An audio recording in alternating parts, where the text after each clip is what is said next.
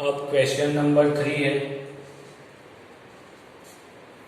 कि जिसके अंदर why is tossing a coin considered to be a fair way to decide which team should be get the balls at the beginning of the football game.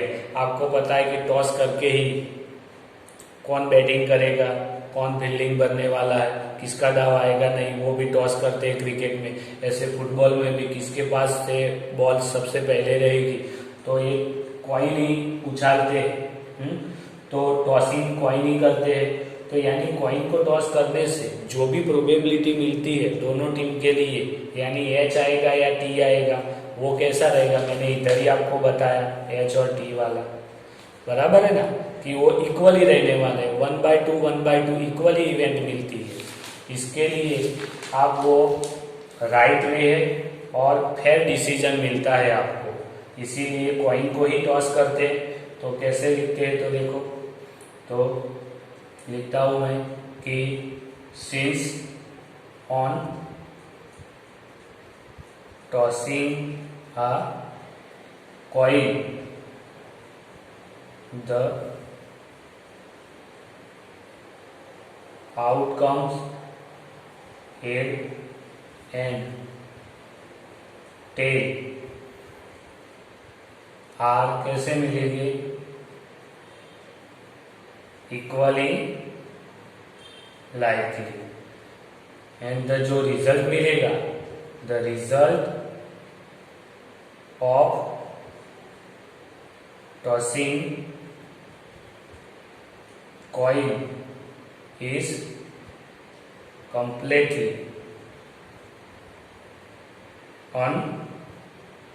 unpredictable है।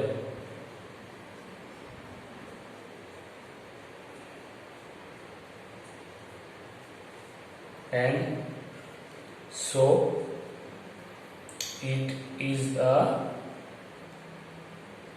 fair way, क्योंकि उसका completely unpredictable result मिलने वाला है।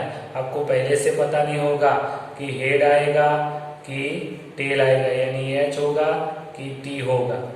बराबर है ना, तो वो आपको कैसा मिलता है, फेयर वे है, यानी राइट है दोनों टीम के लिए। अब क्वेश्चन नंबर 4 है जिसके अंदर which of the following can not be probability of event बोला है। तो ए के अंदर दिया है 2/3, बी है अपना -1/5, सी है अपना 50% और डी आपको दिया हुआ है 0.7। अब कौन सा इसके अंदर कैन नॉट बी यूज नहीं होता यानी प्रोबेबिलिटी, तो देखो 50% वो 100% के हिसाब से दिया हुआ है। पहले देखो, पहले से लेते, तो ए वाला है 2/3, तो उसको आप 2 को 3 से डिवाइड करोगे तो आपको पॉइंट में आंसर मिलेगा। यानी कैसा पॉइंट मिलेगा, 0 पॉइंट करके मिलेगा कुछ, बराबर है, या 0.0, यानी 0 और 1 के बीच में ही आएगी, यानी ये प्रोबेबिलिटी हो सकती है। बी की बोलते हैं तो माइनस में कभी भी प्रोबेबिलिटी होती नहीं है, नेगेटिव नहीं होती, प्रोबेबिलिटी नेगेटिव नहीं होती, तो ये नहीं आ सकती। 50% सी वाला, तो 50/100 परसेंटेज को निकाले तो ये 0.15 होता है, तो ये प्रोबेबिलिटी 0 और 1 में आती है, तो ये भी प्रोबेबिलिटी में आ सकता है आंसर। 0.7 जो पहले से सही आंसर है, तो ए, सी और डी ये प्रोबेबिलिटी हो सकती है, खाली बी ही नहीं हो सकती, क्यों, वो नेगेटिव है। तो हम बोल सकते हैं कि event can not be negative, बराबर है ना, वो नेगेटिव नहीं हो सकती, इसीलिए आपका आंसर बी आएगा। कौन सा, -1.5, वो प्रोबेबिलिटी की इवेंट नहीं है। अब क्वेश्चन नंबर 5 है, तो उसके अंदर आपको बोला है कि पी ऑफ ई आपको दिया हुआ है, P P of E is equal to 0.05. तो द प्रोबेबिलिटी ऑफ नॉट ई, आपको किसकी ढूंढनी है? नॉट ई की प्रोबेबिलिटी ढूंढना है, तो उसको आप P ऑफ ए बार बोल सकते हो, इसकी प्रोबेबिलिटी ढूंढना है। तो आपके पास है equation P of E bar is equal to 1 होता है, तो P ऑफ ई એટલે 0.05 plus P of E bar is equal to 1, तो P of E bar is equal to 1 minus 0.05। तो ये कैसे करना है? डेसिमल है उसका पॉइंट, तो 1 है तो 1.00 बोल सकता हूँ, ये 0.05 माइनस करना है, तो इधर 0 आएगा, तो इधर 9 और 10 में से 5 जाएगा तो 5 आएगा, 9 में से 0 तो 9 आएगा और 0.0, यानी आंसर है 0.95। किसका? नॉट ई का आंसर। अब उसके बाद में है क्वेश्चन नंबर 6 है कि जिसके अंदर आपको the bag content the lemon flavoured candy only, कोई एक बैग है उसके अंदर लेमन फ्लेवर की कैंडी है। अब आपको ले Malini take out the candy without looking into, bag में से देखे बिना वो एक कैंडी अंदर से लेती है, तो what is the probability that she take out? तो उसके अंदर आपको दो बातें ढूंढनी है। अगर मैं एज्यूम भी कर सकता हूँ कि number of lemon candy, number of lemon flavour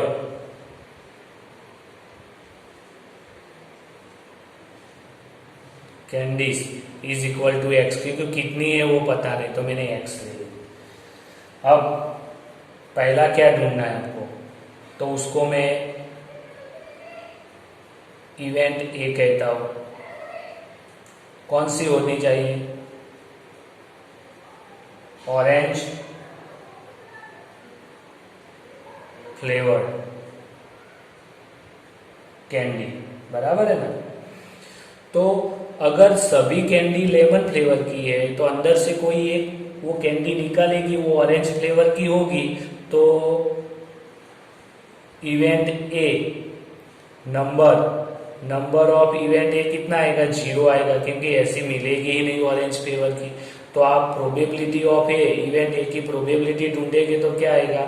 number of event A outcome 0 है, और टोटल आउटकम, टोटल कैंडी तो कितनी थी? x है ना बॉक्स के अंदर, तो x है तो 0/x तो 0 आएगी, यानी पहले इवेंट का आंसर क्या आएगा? 0 आएगा। अब दूसरा देखते हैं, इसको हम इवेंट बी कहते हैं, जिसके अंदर क्या बोला है? टेक आउट कैंडी, वो लेमन फ्लेवर की, लेमन फ्लेवर कैंडी। तो आपको पता है इसके नंबर ऑफ इवेंट कितनी होगी? इसकी इवेंट बी बोला है उसका, तो मैं कोई भी लूंगा। ये एक्स कैंडी की जगह पे अगर 10 कैंडी होगी, 1 2 3 4 5 6 7 8 और 9 और 10, ये 10 कैंडी है, तो अगर 2 नंबर की भी मैं उठाऊंगा तो भी लेमन होंगी, 6 नंबर की लूंगा तो भी लेमन होंगी, 10 नंबर का लूंगा तो भी लेमन होगी, यानी ये सभी लेमन कैंडी है, लेमन फ्लेवर वाली। तो मेरे को लेमन फ्लेवर वाली ही कैंडी मिलेगी, यानी टोटल ही मिल सकते हैं, तो टोटल ही आएंगे इसका x। तो P ऑफ B लेंगे, इसकी प्रोबेबिलिटी, तो नंबर ऑफ इवेंट B कितनी आएगी? x, और टोटल भी x है, तो x/x कट गया, तो आंसर क्या मिलेगा? 1 आएगा। तो दूसरे का आंसर आपको 1 मिल गया।